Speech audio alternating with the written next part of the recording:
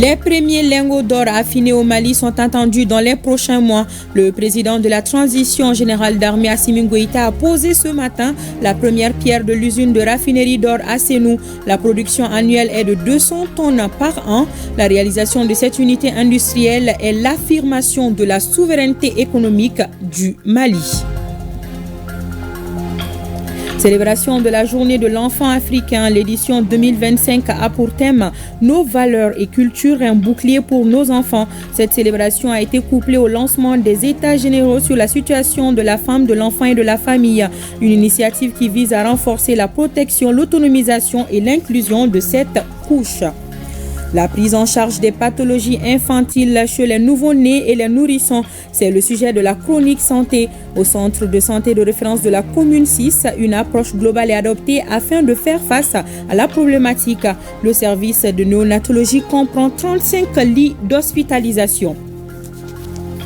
Bamako abritera à partir de ce week-end les premiers Jeux de l'AES pendant une semaine.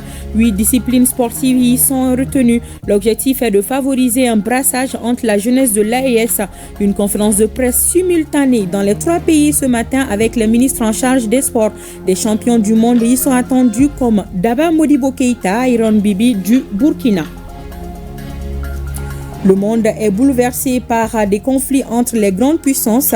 La dernière en date, c'est ce vendredi entre l'Iran et l'Israël. Une situation qui est de nature à favoriser le terrorisme dans le Sahel.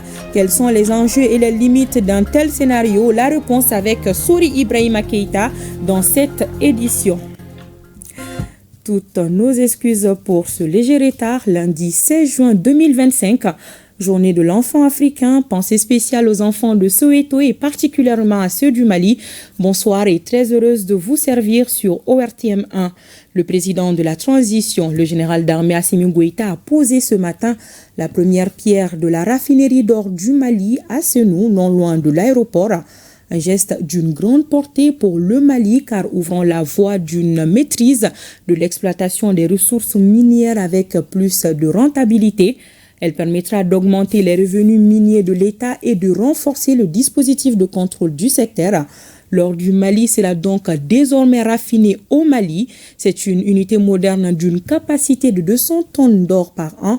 La raffinerie d'or sera bâtie sur 5 hectares. Son activité principale, séparer l'or et l'argent en des produits fins utilisables. Sira Batili a suivi pour nous.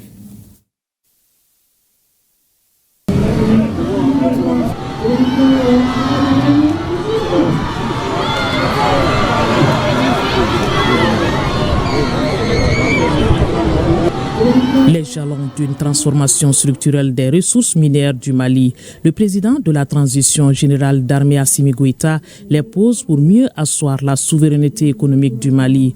L'or du Mali, dans peu de temps, sera raffiné au Mali pour qu'il brille pour le pays de Kankou Moussa. Et c'est précisément ici à Sénou, non loin de l'aéroport, que sera construite la raffinerie d'or du Mali. Concrétisation d'une promesse présidentielle datant de 2023. Et c'est une vision industrielle qui hausse le Mali au rang des rares pays africains disposant d'usines d'affinage d'or. Un pas de géant dans l'industrialisation. La raffinerie d'or du Mali est une réponse aux doléances du peuple. Pour en arriver là, l'État a revu les textes et créé une société d'État de recherche et d'exploitation minière. La pose de la première pierre de l'usine d'affinage d'or du Mali d'une capacité de 200 tonnes est la suite logique des recommandations des assises nationales de la refondation au cours desquelles le peuple malien a demandé à ce que l'or du Mali brille pour les Maliens. Et c'est dans ce cadre que plusieurs actions ont été initiées, à savoir l'audit du secteur minier, l'élaboration et l'adoption du code minier et aussi la loi sur le contenu local. Aussi, nous avons créé la Société d'État de recherche et d'exploitation minière et aussi nous avons eu à renégocier les contrats dans lesquels les intérêts du peuple malien n'étaient pas du tout respectés.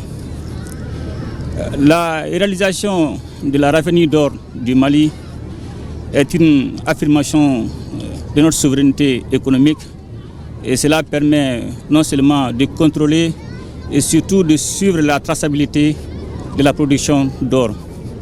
Aussi, cela permet non seulement de rentabiliser les revenus tirés de l'or et de ses produits dérivés.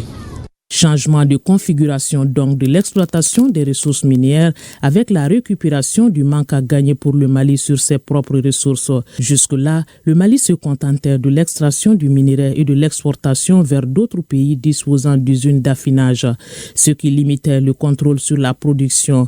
Mais cette usine va changer la donne en renforçant le dispositif de contrôle d'exploitation du secteur minier, une conviction présidentielle. Le plus important est que la nouvelle usine d'affinage d'or sera la seule entité à affiner l'or de toutes les sociétés minières installées au Mali. Et cela va forcément accroître le nombre d'emplois directs et indirects pour la jeunesse malienne. Et je tiens à vous rappeler que depuis 1980 à nos jours, l'or du Mali est exporté pour affinage et vente dans les pays comme les Émirats arabes unis, l'Afrique du Sud et la Suisse. Et cela prive notre pays de revenus substantiels pour le développement de son économie. Pour la réalisation de sa raffinerie d'or, le Mali est accompagné par la Fédération de Russie à travers la société Yadran, avec laquelle le partenariat se solidifie et se diversifie pour toucher plusieurs autres secteurs de développement. Et je voudrais aussi saluer la coopération entre la Fédération de la Russie et le Mali, qui ne cesse de se renforcer davantage. Et nos partenaires russes nous accompagnent dans le cadre de l'expertise et surtout dans le cadre du transfert de compétences. Et je tiens vraiment à saluer aussi particulièrement la société Yadran. Et je voudrais aussi féliciter le Premier ministre, les membres du gouvernement et surtout aussi les ministres des Mines et les demander d'être vigilants et de suivre, de respecter le délai prévu pour la construction de cette usine d'affinage d'or qui est tant attendue par le peuple malien. C'est un partenariat entre la Russie et le Mali qui se renforce aujourd'hui et qui se diversifie. Exactement. En plus du partenariat sur le plan sécuritaire, nous avons maintenant développé d'autres partenariats sur le plan économique. Et lors de notre échange avec le président Vladimir Poutine, il a dit, je cite, que le partenariat sur le plan sécuritaire est déjà verrouillé. Nous devons aller pour le partenariat stratégique sur le plan économique. Et je pense que l'usine d'affinage d'or et d'autres projets qui sont en cours d'élaboration permettront effectivement d'aller vers le développement de notre pays. Géopolitique et géostratégie obligeant, pas de communication sur la durée des travaux ni le budget qui sera consacré à la construction de la raffinerie. C'est le résultat qui compte. La raffinerie d'or du Mali sera bâtie sur 5 hectares avec une capacité d'affinage de 200 tonnes d'or par an. Cette usine sera conçue selon les normes de raffinerie internationale, une autre étape de mise en œuvre du Code minier de 2023 avec une perception mieux appréciée de l'impact de l'industrie minière. De quoi rassurer les populations à qui les retombées économiques sont destinées. Elle l'exprime de vive voix.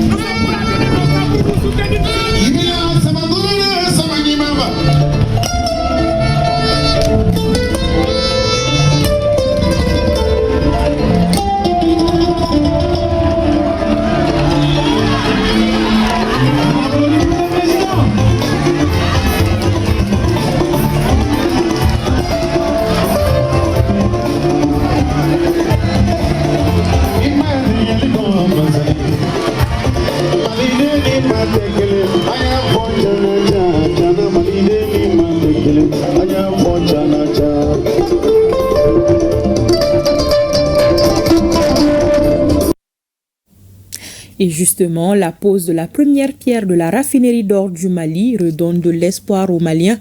En clair, désormais, l'or brillera pour les Maliens.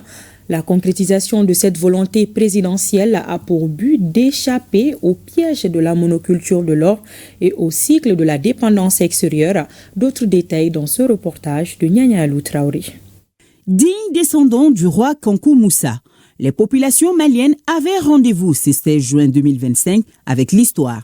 Au temps de cet empereur, l'or brillait pour elle et quelques siècles plus tard, le président de la transition, le général d'armée Assimi Goïta, sur les pas de son illustre dévancier, souhaite voir le métal jaune à la portée de ses compatriotes. Et ça sera pour très très bientôt grâce à ce coup de truelle.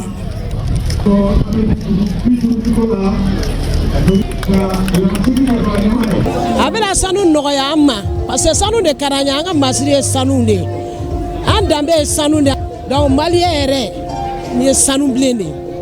La raffinerie d'or du Mali prévoit la production de 200 tonnes d'or par an. L'usine qui sera bâtie sur une superficie de 5 hectares est destinée à recevoir l'ensemble de la production nationale pour le traitement de l'or avant son exportation. À la clé, 2 objectifs majeurs seront atteints. L'État malien va mieux contrôler la production et du coup maximiser les revenus. Cette pose la première pierre est un moment important de la réalisation des aspirations légitimes du peuple malien pour une industrie minière au service du développement national. Elle répond en écho à cette volonté de souveraineté retrouvée dans notre pays avec la réalisation de cette raffinerie pour rendre la pleine puissance de sa production aurifère. Le projet présidentiel suscite espoir et confiance aux populations.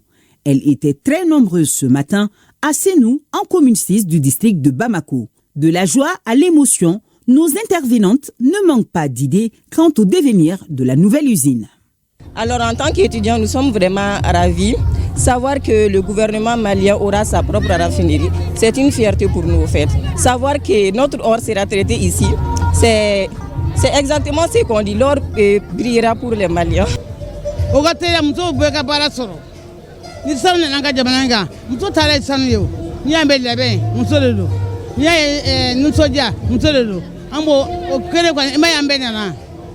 Des aspirations qui feront certainement leur chemin, puisque le chef de l'État, décidément attaché à la défense des intérêts supérieurs du peuple malien, travaille inlassablement dans ce sens.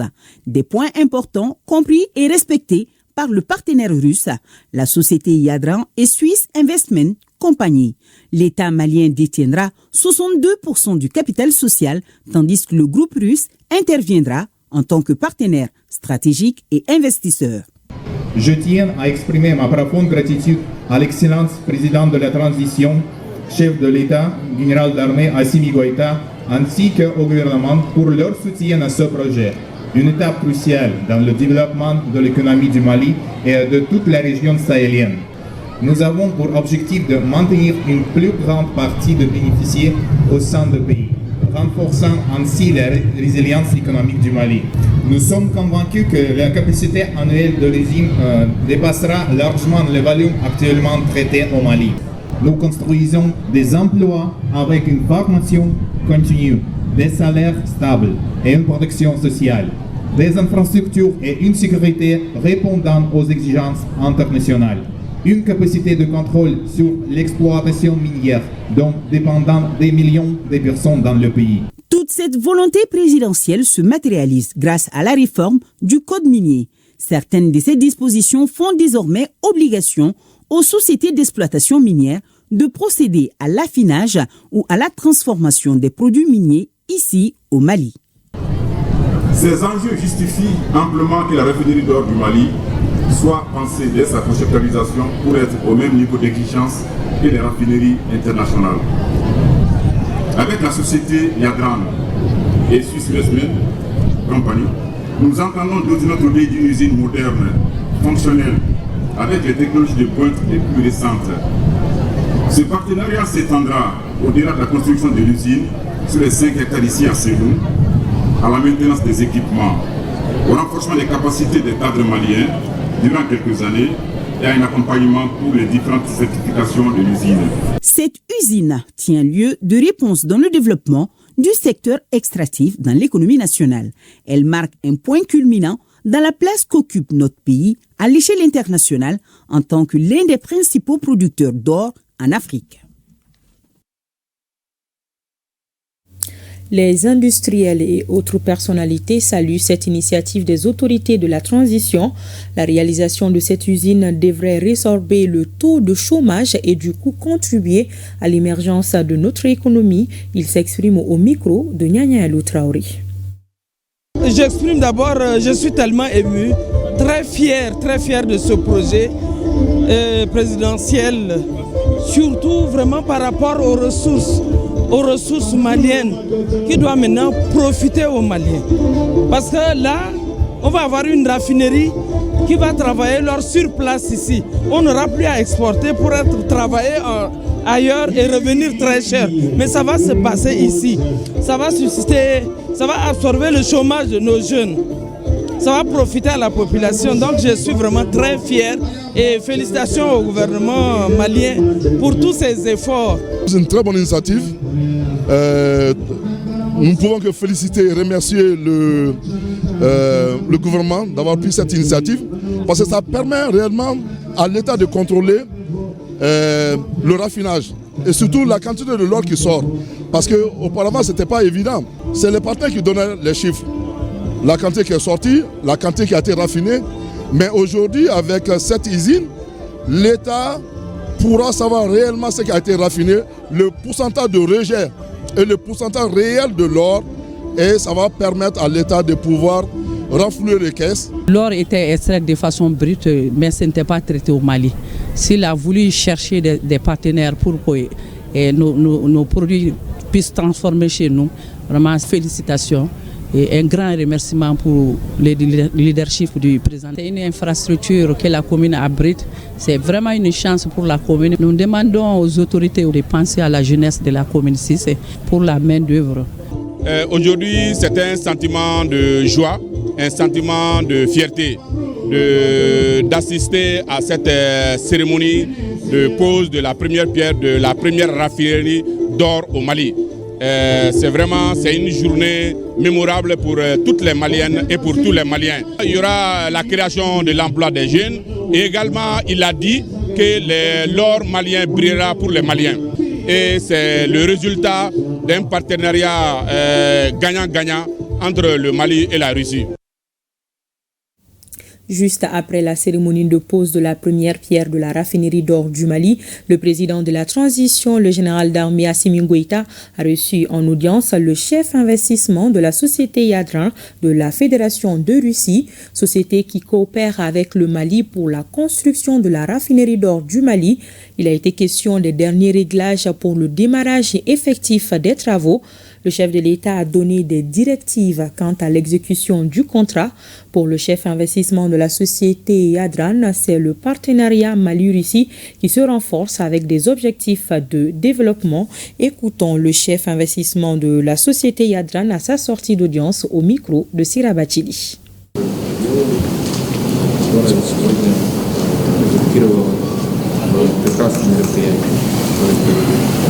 Какие будут следующие этапы этого проекта? Ну, то есть какая будет конкретика в этих проектах? Nous sommes été invités par le président de la transition, son Excellence Assimi Goïta, pour lui remercier en fait juste après cette cérémonie de la pose de la première pierre de la raffinerie.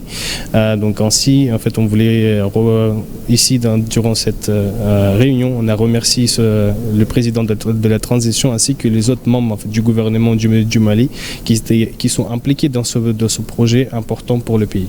Tout d'abord, en fait, l'enjeu que ça représente pour la Fédération de la Russie, pour la République de Tatarstan et pour la société de Yadran, c'est un grand enjeu. Donc, c'est d'abord aussi l'importance en fait, dans nos relations bilatérales entre nos deux pays, donc, mais aussi c'est une apport en fait, économique donc, pour le Mali, donc, pour se représenter sur cette scène internationale. Effectivement, après, c'est le projet de prospection, en fait, donc, de architectural, donc, de construction de bâtiments donc, qui sont... et donc aussi un apprentissage en fait, pour le local, en fait, pour les personnes qui vont travailler sur cette usine, pour les Maliens qui vont travailler là-bas. Donc les délais ils sont très courts. Et on souhaite respecter ces délais courts pour que cette usine puisse être réalisée dans le délai le plus bref possible. Какие будут следующие этапы этого проекта? То есть какая будет конкретика в этих проектах? Fin des activités de la 8e session ordinaire de la 6e mandature du Conseil économique, social, environnemental et culturel. C'était cet après-midi à Koulouba, au siège de l'institution, en présence du Premier ministre. Au terme des 2 semaines de travaux, le rapport annuel d'évaluation des attentes et besoins des populations a été examiné et adopté. Le reportage de Bemba Sibi. Le recueil annuel d'évaluation des attentes et besoins des populations vient d'être adopté par les conseillers de la République. Une adoption qui a sanctionné la clôture des travaux de la 8e session ordinaire de la 6e mandature du Conseil économique, social, environnemental et culturel. Un recueil qui dresse un tableau clinique des préoccupations majeures de nos compatriotes au plan économique, social, environnemental, culturel et sécuritaire. Renforcer le plateau technique des structures sanitaires conformément aux normes. Construire suffisamment d'écoles, d'instituts de formation professionnelle et d'universités équipées selon les normes. Assurer l'adéquation formation-emploi. Poursuivre et intensifier la lutte contre l'insécurité et restaurer l'autorité de l'État sur toute l'étendue du territoire national. Diligenter l'opérationnalisation des nouvelles circonscriptions administratives, faciliter l'obtention de la carte de séjour par les Maliens établis à l'extérieur. Le recueil annuel est un outil d'expression des besoins des populations en vue d'orienter les politiques publiques. Il est le résultat de plusieurs missions de collecte des besoins des Maliens à l'intérieur et à l'extérieur du pays. La richesse des rapports issus des missions rivalise avec la rigueur des débats en plénière.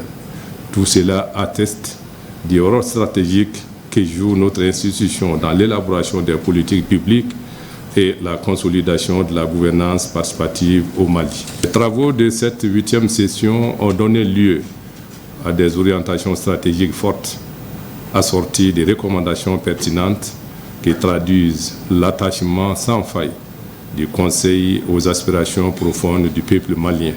Le président Katilé a souligné les innovations apportées dans le fonctionnement de l'organe consultatif. Malgré cela, certains défis importants demeurent, notamment l'urgente nécessité de repenser la structure et la portée des rapports annuels ou encore l'intégration de problématiques comme la gouvernance, la défense et la sécurité, conformément à la nouvelle constitution. Et à suivre après ce journal l'intégralité du discours du président du Conseil économique, social, environnemental et culturel à l'occasion de la cérémonie de clôture de la 8e session ordinaire de la 6e mandature du CESEC. Intéressons-nous à la préservation de la nature. La journée mondiale de lutte contre la désertification et la sécheresse est célébrée ce 17 juin. Cette journée vise à sensibiliser le public au problème de la dégradation des terres et proposer des solutions durables. Au Mali, les pouvoirs publics saisissent l'occasion pour rappeler l'importance de la terre qui est notre capital le plus précieux. Le ministre de l'Environnement, de l'Assainissement et du Développement durable a, dans son allocution, rappelé les différentes réformes engagées par notre pays dans le domaine de la protection de l'environnement et les initiatives en faveur de la restauration des terres dégradées. Le ministre de l'Environnement sonne la mobilisation de tous pour un Mali productif et résilient. Synthèse de l'allocution du ministre en charge de l'environnement avec Alousseni Touré. Le Mali, à l'instar de la communauté internationale, célèbre ce mardi 17 juin la journée internationale de la lutte contre la sécheresse et la désertification, deux fléaux qui anéantissent les efforts conjugués des autorités et des citoyens de nos États dans le but d'atteindre l'autosuffisance alimentaire. L'occasion est bonne pour le ministre en charge de l'environnement de rappeler les enjeux auxquels nous sommes confrontés. Cette journée est une occasion solennelle de rappeler que la terre est notre capital naturel le plus précieux. Malheureusement, chaque seconde dans le monde, l'équivalent de 4 terrains de football de terre saine est dégradé. Le Mali n'est pas épargné. Ce phénomène compromet sérieusement à la sécurité alimentaire dans un contexte où plus de 75% de notre population active dépend de l'agriculture, de l'élevage et de la pêche. Le gouvernement du Mali a engagé plusieurs réformes tendant toutes à renforcer le cadre institutionnel en matière de lutte contre la désertification et la sécheresse.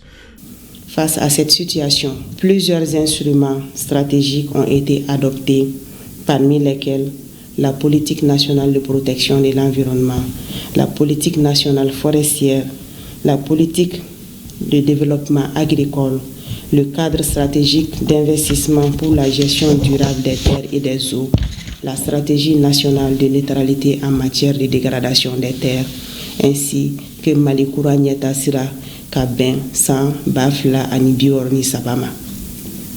Parmi les initiatives majeures engagées figure le projet de restauration des terres dégradées, lancé en 2024 sous le leadership du président de la transition, le général d'armée Assimi Goïta. Ce projet prévoit de restaurer 400 000 hectares de terres. Face à l'urgence climatique, le ministre lance un vibrant appel pour une mobilisation forte en faveur d'une gestion durable et équilibrée de nos ressources. Face à l'urgence climatique, il est plus que jamais essentiel de renforcer la gestion durable de nos ressources naturelles, de protéger nos sols, de reboiser nos terres et de soutenir les initiatives locales d'adaptation. Cette célébration coïncide avec le 31e anniversaire de la ratification par notre pays de la Convention des Nations Unies sur la lutte contre la désertification, occasion pour le gouvernement de réaffirmer l'engagement du Mali à contribuer à la restauration d'1 milliard d'hectares de terres dégradées d'ici 2030. Les cadres de la primature sont à l'école de la commande publique. C'est à la faveur d'un séminaire de haut niveau de 5 jours dont les travaux ont commencé ce lundi. Les participants qui sont conseillers techniques, conseillers spéciaux chargés de mission, cadres des services rattachés et centraux de la primature vont renforcer leurs capacités sur les procédures de passation des marchés publics et des délégations de services publics. La formation s'inscrit dans le cadre de la modernisation de la gestion de finances publiques. Mamari Kone et Aliou Touré, reportage. Au Mali, la commande publique brasse des capitaux très importants. En 2024, elle est estimée à plus de 700 milliards de francs CFA selon l'autorité de régulation des marchés publics et des délégations des services publics. Selon la même source, la commande publique représente plus du quart du budget national. Dans ce contexte, la formation de l'ensemble des acteurs de la commande publique, une des missions essentielles de l'ARAMDES, prend tout son sens et demeure une de nos priorités absolues. C'est pourquoi, à travers notre stratégie nationale de formation qui se décline annuellement en programme de formation, nous avons pu former à ce jour environ 6 000 acteurs de la commande publique sur toute l'étendue du territoire national et comprenant les acteurs de l'administration, y compris les collectivités, les acteurs du secteur privé et ceux de la société civile. En organisant cette session en collaboration avec l'autorité de régulation des marchés publics et des délégations des services publics, le cabinet du Premier ministre veut renforcer les capacités des cadres pour une bonne maîtrise du processus de passation des marchés publics. La formation du personnel en activité constitue à la fois un devoir pour l'employeur et un droit pour le personnel. Aussi, les marchés publics et les délégations des services constitue une part importante du budget national et de l'économie nationale. Il devient donc impérieux pour les cadres de la haute administration de maîtriser tous les contours de la commande publique. Pendant 5 jours, les participants aborderont 5 thèmes. Il s'agit notamment du cadre législatif, réglementaire et institutionnel des marchés publics et des délégations des services publics, des procédures et conclusions des marchés, de l'évaluation des offres, des procédures d'exécution, de suivi et de contrôle, ainsi que des procédures relatives au recours et au règlement des différends. Le ministre de l'Éducation nationale a donné ce matin à l'ESICA le coup d'envoi des examens du brevet de technicien 1 et 3. Ils sont plus de 50 000 candidats repartis entre 1842 centres à travers le pays. Le ministre Amadou Sissavané a prodigué des conseils aux candidats. Il a surtout insisté sur l'effort personnel des élèves et la vigilance des surveillants. Le reportage de Fadema Keïta. Brevet des techniciens BT1 et 2, session de juin 2025, c'est l'évaluation des cours dispensés durant l'année scolaire 2024-2025. Les candidats admis décrochent leur diplôme de technicien et peuvent être des cadres de l'État ou entrepreneurs autonomes. Après l'ouverture de l'enveloppe contenant le projet de dissertation adressé aux candidats qui composent en électromécanique spécialité industrie au sein de l'ESICA, le ministre leur demande d'imprimer l'excellence à travers l'effort personnel. Les autorités attachent la plus haute importance à l'organisation, au déroulement et à la proclamation des examens, à la proclamation de leurs résultats. Donc nous sommes ce matin dans ce centre pour encourager les élèves, pour apporter les mots d'encouragement des autorités. Ce que j'ai rappelé aux surveillants, et dit qu'on a eu quelques petits soucis, heureusement rapidement maîtrisés avec certains surveillants pendant le déroulement du DEF. Je ne voudrais pas voir ces imperfections se reproduire. Quand on vous a investi d'une certaine confiance, il faut vous mettre à la hauteur de cette confiance. Auparavant, des dispositions avaient été prises en amont pour minimiser la fraude et autres incidents pouvant entacher la crédibilité des examens. Nous avons 554 candidats, 19 salles, y compris les candidats libres et les candidats irréguliers. Ils sont 30 par salle. Nous restons derrière les textes. Il y a une décision 00539 en la matière et qui dit que aucun effet, sauf ce qui est utilisé dans la salle, n'est admis. Ces futurs sortants des écoles techniques et professionnelles sont soit des cadres de l'État ou des entrepreneurs autonomes, source d'emploi d'autres jeunes diplômés ou non. Et bonne chance à tous. Œuvre sociale du président de la transition. L'hôpital de Kati a été doté cet après-midi de systèmes solaires photovoltaïques, des panneaux solaires qui permettent à cet hôpital d'être autonome en matière d'énergie. Le geste de solidarité du chef de l'État a été salué par les responsables de l'hôpital qui contribuera à alléger la souffrance des patients. Le reportage de Youssouf Diakité. Ceci est une bonne nouvelle pour l'hôpital de Kati. Le souci d'électricité est désormais un vieux souvenir grâce aux œuvres sociales du président de la transition. L'hôpital est désormais doté d'un système d'électrification solaire qui alimente 24 heures sur 24. Un ouf de soulagement, disent les bénéficiaires. Ces installations d'une capacité de 1000 kW permettent en réalité de prendre en charge l'hôpital en entier sur le plan énergétique, 24 heures sur 24. Au-delà de ça, ces installations donnent un courant stable et ce courant permet de protéger nos appareils qui ont été acquis récemment. Et enfin, sur le plan financier, ça nous aide énormément parce que ça diminue le budget que nous mettons souvent pour l'achat des carburants. Le ministre de la Santé et du Développement social s'est dit particulièrement honoré par cet appui du président de la transition. C'est un sentiment de réconfort, un sentiment de remerciement à l'égard du président de la transition, le général d'armée Assimi Goïta, qui a toujours voulu être aux côtés des populations les plus vulnérables et être aux côtés des défavorisés. Parce que nous savons que c'est un centre hospitalier universitaire où il y a des malades. Donc ces malades seront réconfortés aujourd'hui. Le personnel soignant sera dans les meilleures conditions de travail. On ne peut que dire merci. Vous savez, c'est tellement réjouissant de voir qu'un médecin peut travailler avec ce système 24 heures sur 24. C'est réjouissant pour un médecin. Moi, en tant que ministre de l'Énergie, je suis tellement heureux que je ne peux que saluer les efforts du président. Le conseiller spécial du président rassure que des initiatives présidentielles du genre vont se multiplier au profit de la population malienne. Aujourd'hui, c'est autour de l'hôpital de Kati. Le président de la transition, à travers les œuvres sociales, a voulu apporter sa solidarité aux malades en général et ceux de Kati en particulier, en leur apportant ces installations solaires qui font 1 méga. 1 méga qui prendra en compte la quasi-totalité de l'hôpital, tout ce qui est de l'urgence, de la réanimation, de la morgue, de l'imagerie. Tout ça, c'est pour apporter la solidarité du président de la transition et son patriotisme. Les œuvres sociales vont continuer à se diversifier, à s'intensifier. Nous allons aller, Inch'Allah, dans les régions, apporter la solidarité du président de la transition. Le président de la transition appelle à ceux qui bénéficient de ces installations d'en prendre soin. Les interventions ont particulièrement porté sur le suivi régulier des installations offertes. Sans donner, vie sauvée. Mais malheureusement, peu d'entre nous se prêtent à cet exercice. La journée mondiale du donneur de sang est célébrée le 14 juin de chaque année. Pour des raisons de calendrier, elle est célébrée au Mali ce 16 juin. Occasion pour les responsables du Centre national de transfusion sanguine de rappeler l'importance de ce liquide au quotidien. Le reportage de Awa Adaman Koulibaly.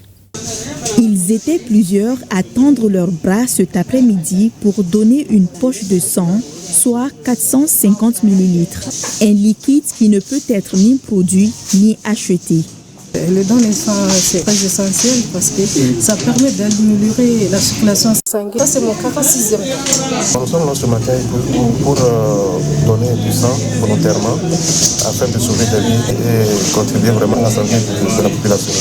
Malgré les efforts fournis par les bénévoles, associations et organisations, l'autosuffisance en matière de transfusion sanguine est loin d'être atteinte. Les poules d'approvisionnement crient famine au Mali et à l'international. Au Mali, le Centre national de transfusion sanguine a enregistré 69 503 dons de sang en 2024 et une progression en année de dons. La proportion de dons volontaires est de 25%. Malgré une légère augmentation, ce chiffre reste en deçà de l'objectif assigné par l'OMS. La région africaine ne collecte que 6 dons de sang pour 1000 habitants, ce qui est bien inférieur à la recommandation de l'OMS qui se chiffre de 10 dons de sang pour 1000 habitants au minimum par an. Ces fossés limitent notre capacité de répondre aux situations d'urgence, à fournir des soins essentiels et à garantir l'équité en santé. Pour montrer la voie aux futurs volontaires, le ministère de la Santé et du Développement social débutera le lundi prochain par un don de sang. Les conseillers techniques et les 54 directeurs des services centraux sont mis à contribution. Je vous l'annonçais dans les titres, nous sommes le 16 juin et c'est la journée de l'enfant africain. Une journée commémorée en souvenir du massacre de centaines d'enfants lors d'une marche pour leurs droits par le régime de l'apartheid. C'était en 1976. En marge de la célébration de la journée ici au Mali, il a été lancé officiellement les États généraux sur la situation de la femme, de l'enfant et de la famille. Une initiative qui vise à renforcer la protection, l'autonomisation et l'inclusion de cette couche. La cérémonie s'est déroulée tout à l'heure au CICB en présence de plusieurs membres du gouvernement et des partenaires techniques et financiers. C'était aussi en présence de Barakissa Ouattara et de Tchédje Camara. Le 16 juin, jour de rappel du massacre de centaines d'enfants lors d'une marche pour leurs droits à Soweto en Afrique du Sud en 1976. Près d'un demi-siècle après, l'écho de leur voix continue de résonner dans leur cœur et dans les engagements. Cette année, le droit d'accéder à une éducation de qualité est mis en exergue.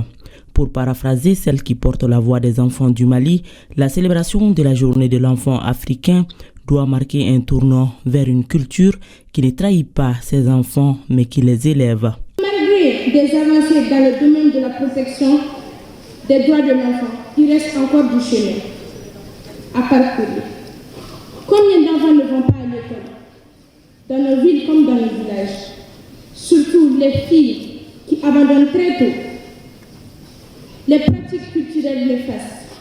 Le travail des enfants sont devenus tristement courants. Beaucoup d'enfants se retrouvent dans la rue, exposés à l'exploitation et privés de leurs droits. Parmi les efforts, la commande a noté l'adoption de la nouvelle constitution qui renforce la protection des enfants à travers plusieurs de ses dispositions.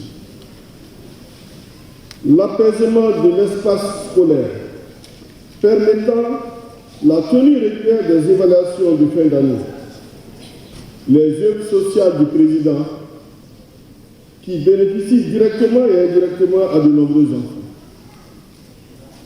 la protection des enfants contre l'enrôlement dans les groupes armés à travers des actions militaires et scolaires et sociales. Comme pour respecter la volonté présidentielle de faire de 2025 l'année de la culture au Mali, le thème retenu est « Nos valeurs et culture, un bouclier pour nos enfants ». Plus encore, pour les autorités et les partenaires techniques et financiers, le 16 juin, cette date sombre doit être transformée en source d'espoir pour tous les enfants. Le thème national, nos valeurs et culture, bouclier pour nos enfants, est tout aussi essentiel pour la protection des droits de l'enfant. Il nous interpelle sur notre responsabilité dans le choix de valeurs à enseigner à nos enfants.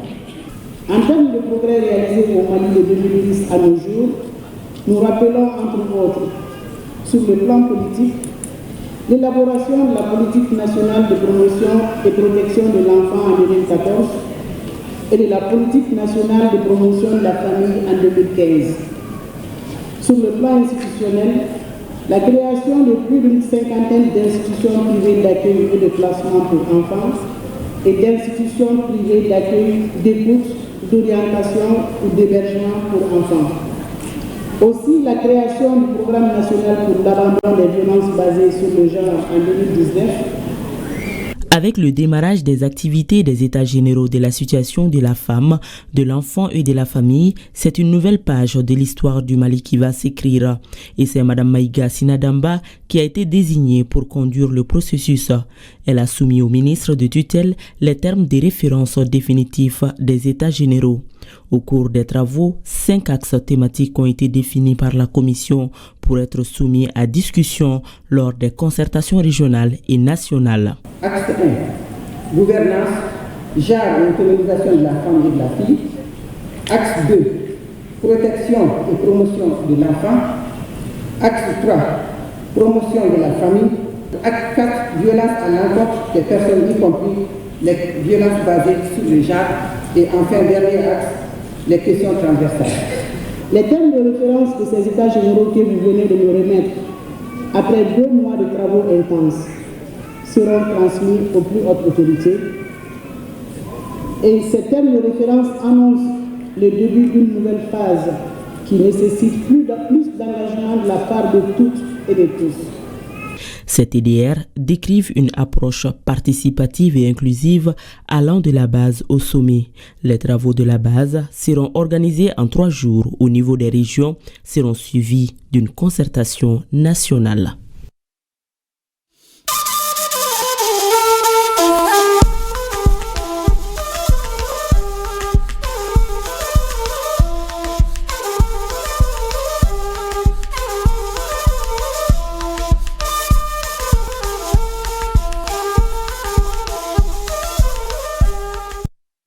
AES Actualité, nous parlons encore du liquide précieux qui est le sang. Nous sommes au Niger. Le ministre de la Santé et de l'Hygiène publique a présidé à Niamey la cérémonie commémorative de la Journée mondiale du donneur de sang. Une journée placée sous le thème « Donnez votre sang, donnez de l'espoir.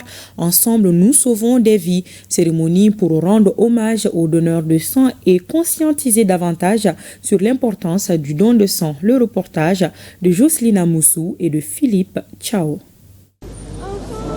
Marquer une pause pour saluer ceux ou celles qui contribuent à sauver des vies au Niger en offrant gratuitement leur sang.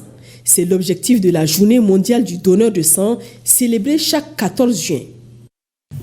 Pendant que d'autres ne pensent qu'à leur compte bancaire, vous ne pensez qu'à la banque des donneurs, à la banque de ceux qui sauvent l'honneur. Une journée pour également inciter à plus d'adhésion pour cette noble cause. D'où le thème « Donnez votre sang, donnez de l'espoir, ensemble nous sauvons des vies ». Le don de sang, faut-il le rappeler, comporte beaucoup d'avantages, à savoir la promotion de la bonne santé en stimulant la production de nouvelles cellules sanguines. À intervalles réguliers, cela constitue un mini-bilan de santé et peut aider à prévenir l'hémochromatose, qui est une maladie qui survient en raison d'une surcharge en fer et ou une absorption excessive du fer dans l'organisme. Pour le représentant de l'OMS, chef de file des partenaires techniques et financiers du secteur de la santé, bien plus qu'un simple hommage, cette journée est un appel à la solidarité, à la générosité et à l'engagement citoyen. Le sang est un bien précieux, irremplaçable, essentiel à la survie des milliers de patients chaque jour. Juste quelques données sur le plan mondial. Dans le rapport de 2023, les enfants de moins de 5 ans représentent la majorité des bénéficiaires de transfusions sanguines dans les pays à faible revenu, avec 54% de transfusions effectuées en leur faveur. Le ministre de la Santé et de l'Hygiène publique a rappelé que le geste de donner son sang est un acte simple, mais dont la portée est profonde. L'importance du don de sang va au-delà du sauvetage des vies. Il est essentiel à un système de santé solide et résilient. Lorsqu'un pays dispose d'un approvisionnement stable en produits sanguins sûrs, il est mieux armé pour gérer les crises sanitaires et pour fournir des soins de qualité à tous les citoyens. La journée mondiale du donneur de sang que nous célébrons ce jour souligne également l'importance de la coopération internationale pour atteindre les objectifs de santé. Pour donner le ton, le ministre de la Santé et de l'Hygiène publique, les membres du gouvernement et de la refondation ont fait le geste salvateur. Le clou final de la cérémonie a été ces témoignages de satisfaction donnés par le président du conseil d'administration du CNTS. Direction le Burkina Faso. Dans le cadre de la campagne nationale de reboisement, le président du Faso a procédé à Guiba, dans la région du centre-sud, au lancement officiel des bosquets à plantes médicinales. Cette année, l'objectif visé est la plantation de 20 millions d'arbres, dont 5 millions lors de la seule journée du 21 juin, date commémorative de la Journée nationale de l'arbre 2025.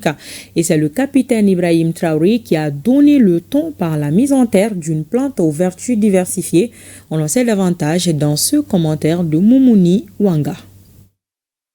Planter un arbre, c'est donner une vie qui va sauver des vies. Une vision du capitaine Ibrahim Traoré, mise en œuvre à Bangsom, village de la commune de Guiba dans la région du centre-sud. Sur ce site de 5 hectares, le président du Faso donne le ton. Préparation du trou, de l'arbre, puis la mise en terre d'un tamarinier. L'idée, c'est de mettre un certain nombre de plantes qui vont aider la médecine et que chaque individu qui parte au niveau des centres de santé puisse avoir le choix de la médecine moderne ou de la médecine traditionnelle à partir des plantes. Voilà pourquoi j'ai dit planter un arbre, c'est donner une vie qui va sauver des vies. Par ce acte fort de symbole, le président du Faso lance officiellement les bosquets à plantes médicinales dans le cadre de la campagne nationale de reforestation 2025. Une politique ambitieuse pour contrer la pression climatique qui affecte négativement le couvert végétal et la biodiversité nationale. J'exhorte tout le monde à planter, utile et surtout entretenir. Donc, bonne journée de l'arbre et souhaiter que l'année prochaine, nous viendrons donc faire le constat de l'évolution donc de nos différents plans et que chacun puisse pouvoir prendre soin de son plan qu'il a mis en terre cette année et qu'il puisse grandir.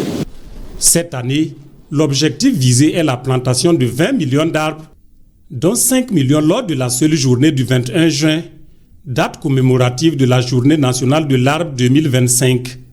Le président du Faso appelle les Burkinabés à participer activement à la campagne nationale de reforestation et à la Journée nationale de l'arbre par la plantation et l'entretien des arbres. Bamako abritera du 21 au 28 juin prochain les premiers Jeux de l'AES. Plus de 300 athlètes sont attendus dans la capitale malienne.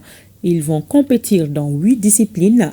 Les ministres en charge des sports des 3 pays ont animé ce matin une conférence de presse simultanée pour expliquer les enjeux de ce rendez-vous sportif de la jeunesse de l'AES. Rien à manquer à Abdul Karim Kaba. Renforcer l'esprit patriotique des présidents des 3 pays de l'Alliance des États du Sahel, telle est la motivation des premiers Jeux de l'AES. 10 disciplines seront au rendez-vous de ces premiers Jeux de l'AES, à savoir le football U17, la lutte traditionnelle, le bras de fer sportif, le tir à l'arc, le tir sportif, l'athlétisme, le judo, le karaté, le kung-fu wushu et le taekwondo. C'est vraiment de ressortir toute la symbolique de l'union. toute la symbolique des valeurs que nous partageons, toute la symbolique aujourd'hui de ce milieu de l'AIS qui est aussi un milieu de sport, de cohésion. Et c'est vraiment un des premiers aspects que nous voulions mettre en avant. Mais également mettre en avant toute cette résilience aujourd'hui que nos peuples de l'AIS montrent, et aussi cette expression de citoyenneté dans le cadre de nos espaces. Je pense qu'aujourd'hui, les Jeux, au-delà de l'aspect physique, doivent incarner tout cela. Doivent incarner également la paix, la cohésion, l'engagement, le respect. 500 participants avec athlètes, encadrement, officiels et autres acteurs sont attendus. Les compétitions auront lieu au Palais des Sports Salamatou Maïga, le stade de Mamadou Konaté et le stade du 26 mars de Yirimadio. Tous les participants seront logés. Nous avons pris un endroit sur le plan sécuritaire, vraiment toutes les dispositions ont été prises à ce niveau, que ce soit sur les sites d'hébergement, que ce soit sur les sites de jeu, que ce soit tous les autres espaces que nous allons utiliser dans le cadre de ces jeux-là, même au niveau de l'accueil à l'aéroport, toutes les dispositions ont été prises. 3 champions du monde dans leur catégorie et discipline sont les ambassadeurs des premiers Jeux de l'AES. Iron Bibi du Burkina Faso, Abdourazak Youssoufou Alfagad du Niger et Daba Moribo Keïta du Mali. Je pense que ma mission en tant qu'ambassadeur dans ces Jeux sera dans un premier temps de servir de modèle et d'exemple à toute cette génération-là qui aspire à être aussi de grands champions, qui ont ce rêve-là et qui verront à travers moi un grand frère qui a été 2 fois champion du monde de taekwondo, meilleur combattant du monde. Et je pense qu'ils seront aussi à leur niveau, qu'ils sont aussi capables de le faire, avec un travail acharné, adéquat et de la persévérance.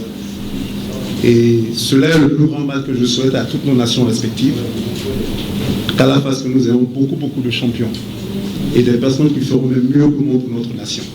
Pour ce jeu, le Mali a mis à profit les Djatikia. Ainsi, les différentes communes seront la Djatiki des pays. Les premiers Jeux de l'AES ne sont pas qu'un événement sportif.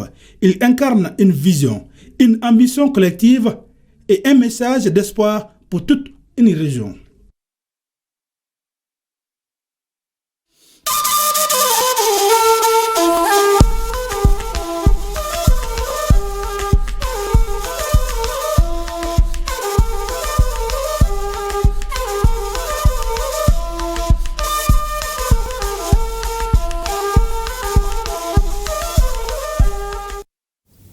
Le monde serait-il devenu un chaudron de la guerre? En tout cas, la menace plane. Des conflits opposant de grandes puissances sont en passe de dégénérer en guerre ouverte avec l'escalade Israël-Iran. Alors, comment éviter une montée aux extrêmes? Esquisse de réponse dans ce dossier de la rédaction, une réalisation de Sori Ibrahim Keïta. Comment ne pas franchir le Rubicon? Bien malin qui saura donner la réponse infaillible à cette équation à plusieurs inconnus. Surtout au moment où les grandes puissances, les maîtres ou autres gendarmes du monde s'affranchissent de leurs propres règles ou responsabilités. Ainsi se schématise le monde contemporain, un chaudron de la guerre tous azimuts. De la crise au chaos politico-sécuritaire, nous y sommes pieds joints. Il y a une trentaine d'années, nombre d'experts, politologues et autres stratèges de guerre assuraient que les affrontements entre grandes puissances relevaient du passé. C'est une évidence. Aujourd'hui, cette illusion résiste mal à l'épreuve du temps. Des conflits opposants de grandes puissances menacent de dégénérer en guerre ouverte, pour ne pas dire pire. C'est le cas à propos de Taïwan, de l'Ukraine ou aujourd'hui du Proche-Orient, avec l'escalade Israël-Iran. Une guerre qu'on a vu venir depuis l'attaque du 7 octobre 2023 sur des installations israéliennes par le Hamas qui finit par être décapité par l'État hébreu, qui éliminera au passage bien des figures emblématiques du Hezbollah, avant d'entraîner l'Iran dans un conflit désormais grand ouvert. Un nouveau conflit aux conséquences potentiellement dévastatrices et qui, s'il n'est pas jugulé et rapidement, risque de se propager. On le sait, comme dirait l'autre, le monde traverse une phase de désarticulation où pointent des réarticulations. C'est vrai, les discours dominants font à juste titre le marketing de la démocratie libérale. Mais force est de reconnaître que les rapports entre les grandes puissances elles-mêmes obéissent moins aux idéaux qu'à des considérations stratégiques. Et les nouvelles menaces obscurcissent encore plus l'horizon. Celles ayant pour nom armes de destruction massive, cybercriminalité, terrorisme mondial, migration, blanchiment d'argent et crimes financiers, drogue illicite, criminalité transnationale organisée, changement climatique, conflits et instabilité, etc. Et au moment où plus aucun statu quo n'est désormais tenable. Où va donc le monde? Pour certains, il n'y a pas de quoi perdre son sang-froid, car, martèle-t-il, le monde était pire depuis à l'origine. En tout cas, on sait aussi, via les cartésiens, que l'humanité ne se crée aucun problème dont elle n'a pas la solution. Cette fois, la thérapie passerait par un nécessaire sursaut collectif. Car la guerre, faut-il le rappeler, n'est pas le plus court chemin vers la paix mondiale. Oui, tout à fait, Sori Ibrahima Keïta. Il faut vite trouver un compromis pour que les armes se taisent et laissent place au dialogue. Fini le Hajj 2025. L'édition 2026 se prépare dès maintenant pour ceux qui désirent accomplir ce 5e pilier de l'islam. Le délégué général de la Maison du Hajj, nommé un directeur de la Maison du Hajj, a rencontré à la Mecque les autorités saoudiennes pour faire le bilan de la participation malienne. Abdul Fattah Sissé est interrogé par nos envoyés spéciaux Souleymane Kenza Sidibé, Toumani Diabaté et Amalandouri. La rencontre d'aujourd'hui, c'est avec nos partenaires saoudiens qui organisent le Hajj pour le Mali et pour beaucoup de pays africains. L'ensemble des organisateurs du Hajj au Mali étaient présents avec nos partenaires saoudiens, Isra Al-Joud, notamment appelé au Mali comme Assasa. On a parlé ensemble de tout ce qui a marché et ce qui n'a pas marché. Et globalement, aujourd'hui, on a vraiment trouvé que tout s'est bien passé à tous les niveaux. Parce qu'au moins, on a pu faire venir l'ensemble des pèlerins maliens sans problème, malgré les difficultés, malgré le retard, avec vraiment leur accompagnement et leur aide. On a pu régler tous ces problèmes-là, les problèmes des contrats, parce qu'il y a beaucoup d'agences qui ont signé leur contrat tardivement, mais avec tout ça là, on a pu quand même faire le paiement et faire le visa et faire venir nos pèlerins. Tout s'est bien passé et surtout à Mina, Arafat, Mozdalifa, malgré que vraiment il y a eu beaucoup de difficultés, mais ça s'est très bien passé pour le Mali, vraiment à tous les niveaux. Donc on peut dire que vraiment c'est vraiment une satisfaction générale. Le Hajj 2026 est déjà lancé depuis le 8 juin passé. Au moment où le pèlerin en 2025 même était sur le site de Mina, ils ont lancé le Hajj 2026. C'est pour vraiment dire aux gens que le Hajj est en train de changer. L'inscription doit commencer à partir d'aujourd'hui et ça doit prendre fin le 21 décembre 2025. Ça, c'est pour 2026. Donc vraiment, c'est l'occasion pour moi de lancer un appel solennel à l'endroit de l'ensemble de nos compatriotes de comprendre que vraiment le Hajj est en train de se changer et que vraiment de venir vite pour s'inscrire. Sinon, vraiment, on va être victime des dernières minutes et ne pas pouvoir amener l'ensemble de nos pèlerins pour 2026. Donc il faut éviter ça. Voilà, Abdul Fattah Sissé, délégué général du Hadj et directeur de la maison du Hadj. Le Hadj 2025 est donc terminé et la phase de retour des pèlerins a débuté il y a quelques jours. Le premier vol de l'agence Al Madina est arrivé ce dimanche. À bord de l'appareil, 300 personnes. Le commentaire de Benor Fofana. 8 heures temps universel, c'est l'heure à laquelle l'avion Egypt Air a fait son atterrissage sur le tarmac de l'aéroport international président Modibo Keïta Sénou. Ils sont environ 300 sur 500 pèlerins de l'agence Al Madina à regagner le Bercail après avoir effectué le 5e pilier de l'islam en terre saoudienne. Les pèlerins de ce premier convoi de l'agence Al Madina ne cachent pas leur satisfaction. On est vraiment contents. Et puis ça s'est très bien passé. Les dirigeants étaient très cool, très sympas. La satisfaction, c'est d'abord que le pèlerinage se soit très bien passé, dans de bonnes conditions, et que nous avons pu accomplir tous les rites exigés par notre grande religion.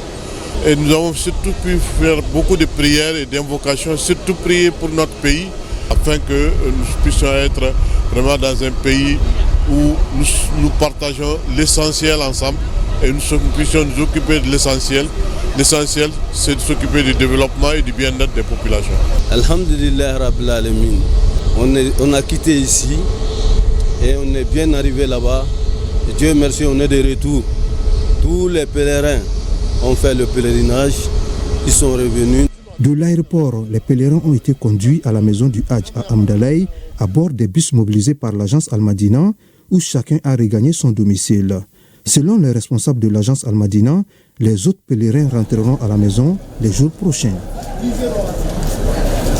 Puis ça a accepté tous les doigts. Dans la chronique santé, notre docteur Maison Koumba Sissé nous amène au service de néonatologie du centre de santé de référence de la commune 6, une unité spécialisée dans la prise en charge des pathologies infantiles chez les nouveau-nés et les nourrissons. Parmi les motifs d'hospitalisation de ces nouveau-nés figurent les problèmes digestifs et respiratoires, la prématurée. Découvrons ensemble l'unité de néonatologie du CCRF de la commune 6 avec notre équipe de reportage. Si les nouveau-nés ont un problème de santé, ils sont immédiatement conduits à la néonatologie pour une prise en charge. Au CCRF de la commune 6 du district de Bamako, plusieurs bébés sont hospitalisés pour diverses raisons de santé, comme c'est le cas du bébé de Fatoumata Tambadou. Hospitalisé depuis quelques jours, il avait des difficultés à téter. Mon accouchement a été difficile. Le bébé n'a pas pu téter et je l'ai amené à la néonatologie. Ça fait 3 jours qu'on est là. Il boit un peu de lait et tète petit à petit. Je suis vraiment contente aujourd'hui. Il y a une amélioration. Les bébés sont orientés dans notre service. Ce sont les bébés qui nécessitent généralement des soins intensifs et les bébés qui ont besoin d'une surveillance étroite par rapport à leur état de santé, tels que la prématurité, les cas d'anoxie périnatale, les cas d'infection néonatale, les cas de pathologie digestive, les cas de malformation néonatale qu'on peut avoir, les pathologies chirurgicales également, les infections respiratoires aiguës, les cas de troubles fonctionnels intestinaux, les mères qui n'arrivent pas à téter normalement leur nouveau-né. Beaucoup de ces pathologies sont dues à la complication de l'accouchement, aux maladies et surtout aux infections chez les mamans. En première position, nous avons les cas de prématurité qui sont surtout dus à 80% à l'infection chez la mère. Il y a les causes directes et les causes indirectes, à des problèmes obstétricaux pendant la naissance, donc surtout à l'infection qui est incriminée. Nous avons également l'anoxie périnatale qui est surtout due à une souffrance fétale pendant la naissance, mais il y a aussi des causes indirectes, les pathologies obstétricales chez la mère qui peuvent, le travail prolongé de la mère qui peut lui permettre d'avoir un nouveau-né qui vient dans un mauvais état général. Par mois, par rapport à l'hospitalisation, quand il y a l'influence, on va jusqu'à 150 bébés par mois. Et par rapport à la consultation de routine, nous pouvons consulter par mois 400 nouveau-nés, toutes pathologies confondues. Ces bébés sont très fragiles et pour limiter les infections chez eux, certaines conditions d'hygiène sont à respecter.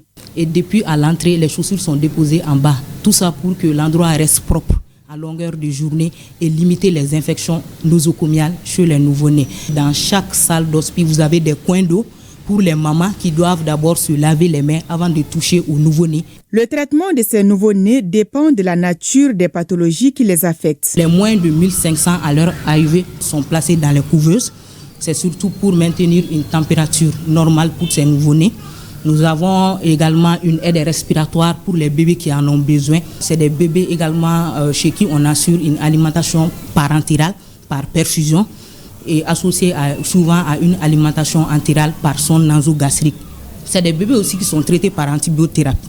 Et les bilans aussi sont donnés en fonction de chaque cas. Par rapport à certaines difficultés constatées, la première responsable de la néonatologie lance un cri de cœur.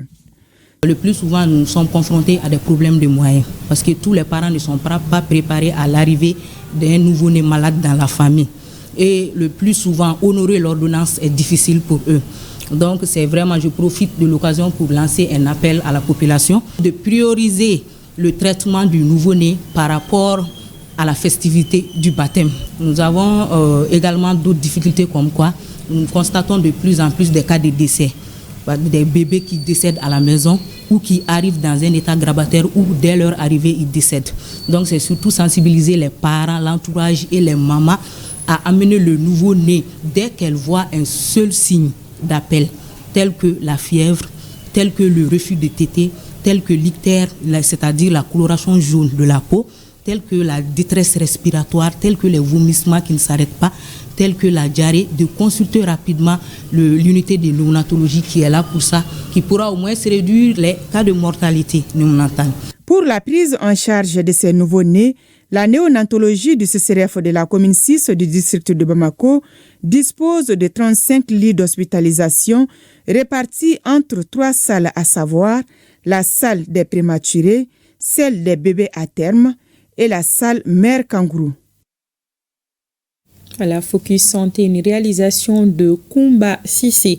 À suivre ce soir dans nos programmes, Malikoura Tassira version Bamananga, qui reçoit ce soir le ministre de la Justice et des Droits de l'Homme, Garde Sceaux, à partir de 21h30. À mettre donc dans vos programmes. Et c'est la fin de cette édition. Merci de votre attention. Pensée spéciale à nos femmes. Bonsoir.